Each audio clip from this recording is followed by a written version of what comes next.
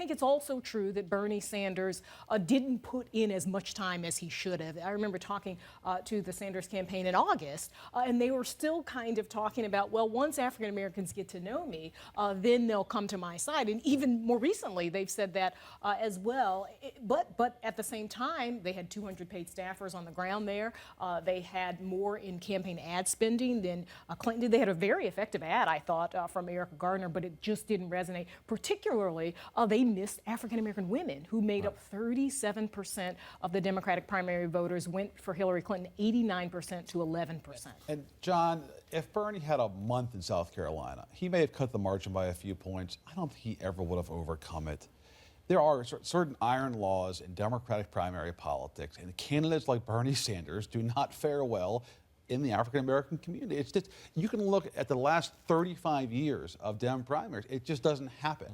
And this has always been Bernie's challenge.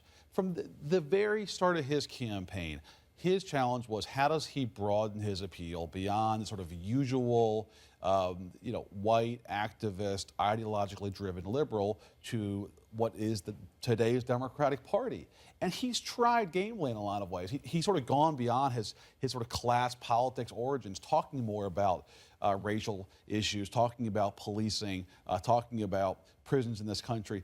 But it's just not who he is. And you're going to see that divide. You're going to see that divide on Tuesday. I mean, of course, Hillary's going to run the table probably on those 6 of those southern states that do have large African American populations, and Bernie is focusing on states like Minnesota that do not, that typically translate better for him. That's going to be what's also going to be interesting, John, is how Hillary's probably going to increasingly focus on Donald Trump, general election. Bernie's going to increasingly focus on her, as we saw last night during Bernie's speech, where he attacked her pretty vigorously, and Hillary's speech, where she sort of ignored him and focused on Donald Trump. But in staying in places like Minnesota, John, it just reinforces Bernie's limitations. Yeah, it's just saying that he is a niche candidate who appeals to white liberals. I mean, that's what that's saying. Going to Austin, 10,000 people in Austin. Well, it's Austin. Wouldn't you be surprised? And I think, Go to Laredo and get half of that, then talk to me.